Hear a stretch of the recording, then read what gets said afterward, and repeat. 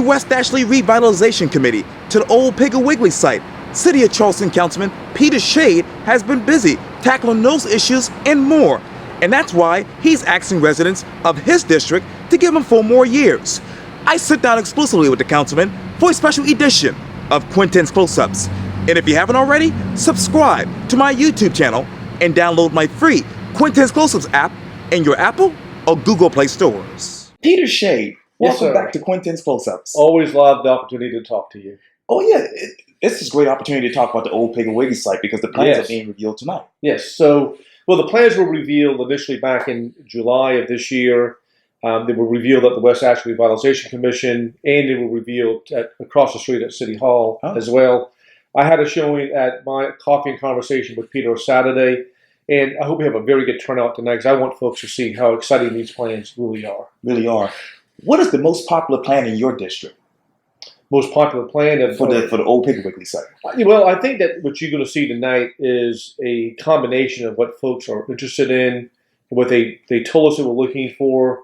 The main thing is something that's viable, that fits into the overall character of the neighborhood. We don't want something that's overpowering. We don't want something that doesn't fit into the neighborhood.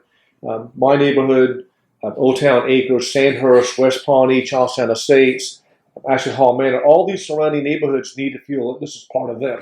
Matter of fact, let me take you to Ashley Hall Manor because obviously on your Facebook page you said this, we have procured funds for Ashley Hall Manor, and I'm wondering how much of those funds actually came, say, from the West Ashley TIF? I don't think any of the funds came from the West Ashley TIF. If I recall correctly, that money came from the stormwater fees to address a particular issue with flooding in Ashley Hall Manor. I remember standing out on the street with a handful of residents who were showing me real problems in their backyards turning into rivers. And I got to work on that immediately, and we got that addressed. How many more issues do you have to address when it comes to flooding in Ashley Hall Manor? There's still some problems with old ditches that need to be cleaned out. I'm working on the stormwater management department to have that done on a regular basis. Charlestown Estates have got some issues as well, and I've got to stay on top of the stormwater management department with that as well.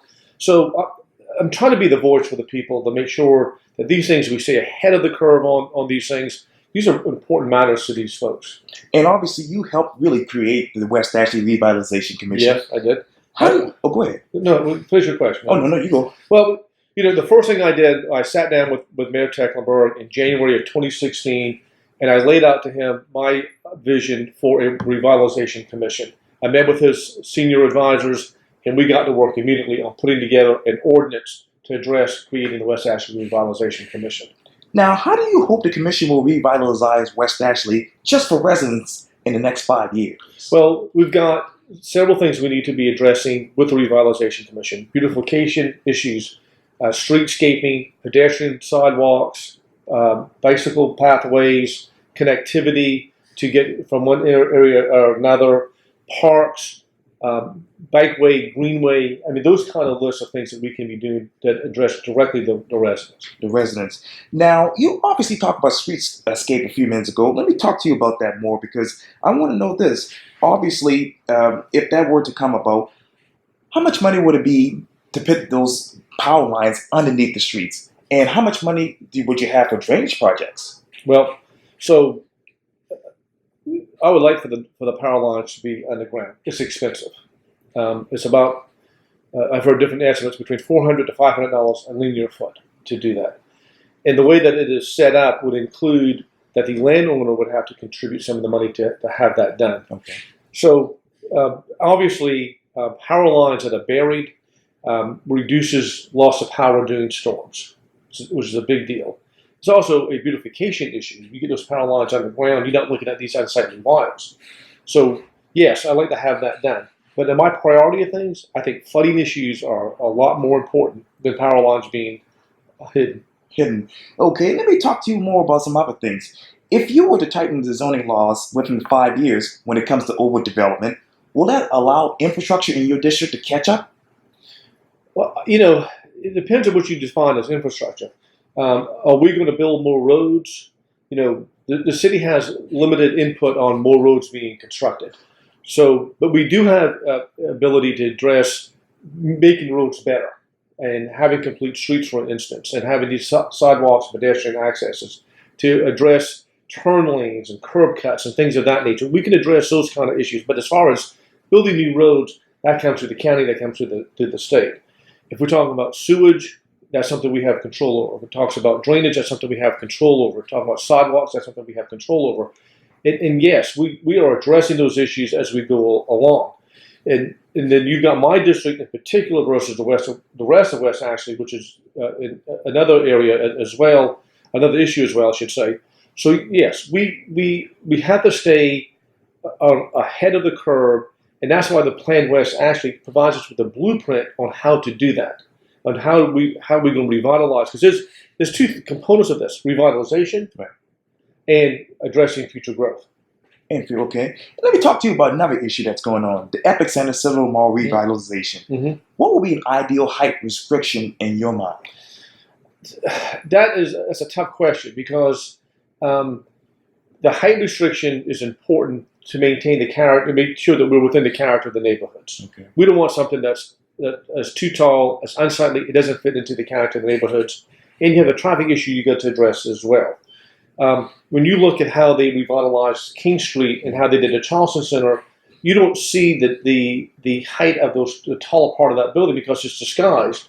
It's later down. Sure.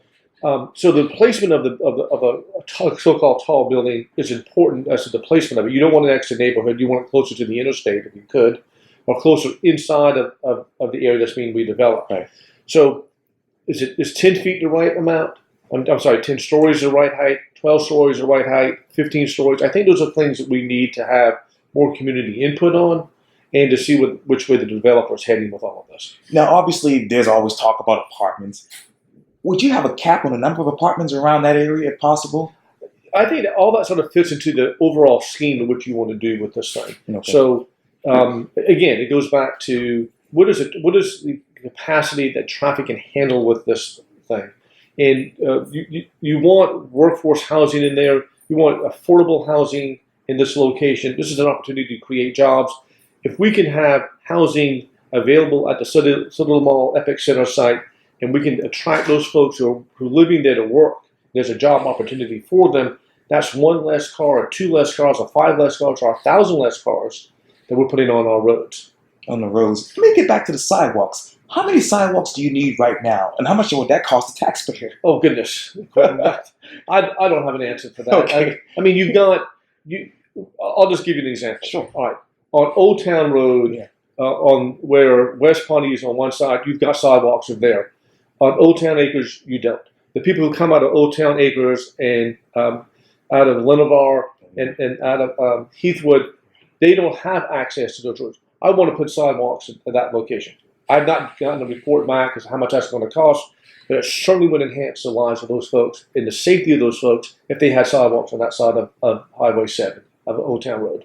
Now, let me go to Highway 761, which a lot of people don't like it, but they call it the suicide mountain. Well, there's 7 and 171. Excuse me. Yes, sir. And, okay, will that fix limit access to neighborhoods and businesses in your mind?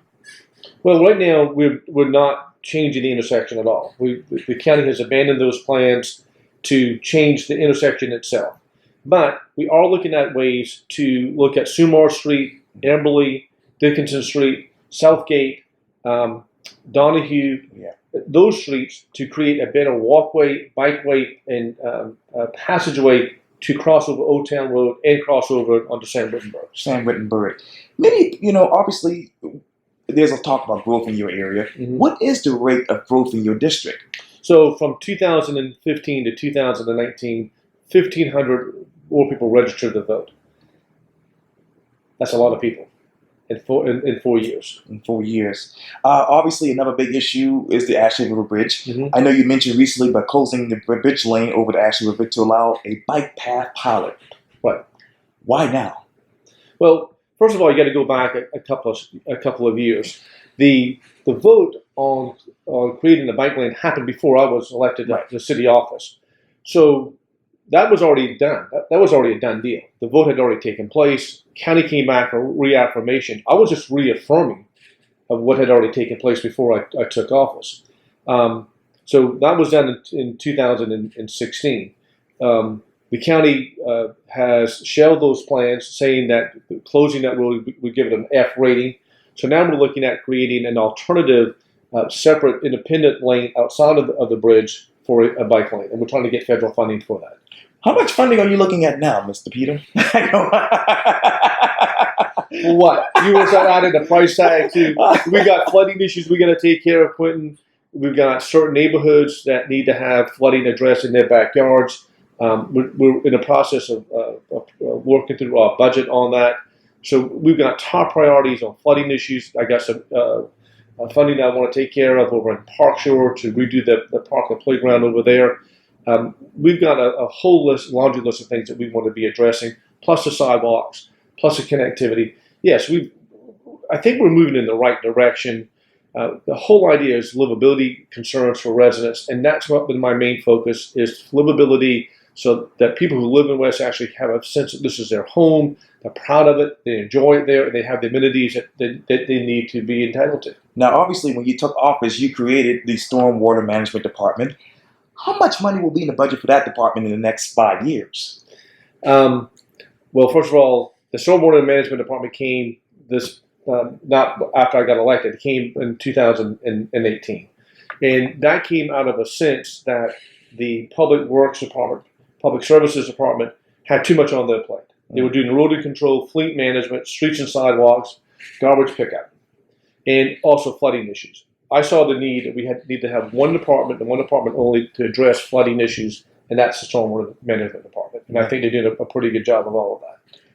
4 more years. Yes, sir. Why should they give you 4 more years? I hope that the folks who have watched me work know that I am responsive to their concerns. I've got vision for what I think is in the direction that the city needs to be going in, and in particular West Ashley. I have addressed issues on budget. We did not have a budget committee. Imagine that. We did not have a budget committee to address and review the mayor's budget when it comes to council. We normally get that in late late November, early December. Right. It's put on our desk. We're supposed to vote on that up or down. What I have done with the budget ad hoc committee is give the people more of a voice and more input on how this budget is being formed. We know we know how much money we have, we know where the money's coming from, how to spend it. The spending sets the priorities for addressing these things we've been talking about. Parks, flooding, streets, sidewalks, utility poles, all that comes out of the city's budget. So now City Council has a stronger voice and input on how that budget's being done. That alone should be a reason why you should re-elect me, because I brought fiscal accountability to the city that was not there beforehand. You mentioned the Stormwater Department. You know, the Stormwater Department came through as my initiative to address flooding issues as promptly as possible. You mentioned the bike lane. You got to have alternative means of transportation. We're not going to be able to build our way out of traffic issues, but we know growth is coming. We know people are moving into the area. 43 on average per day into the greater Charleston area. They're coming into West Ashley. We have to address growth, and you got to do it responsibly, and you got to be ahead of the game. You got to lead from the front, not from the back. And I hope that's what I've been doing. I hope I've been showing folks that you lead with vision and guts on how to make the city a better place for all of us to live, work, and play.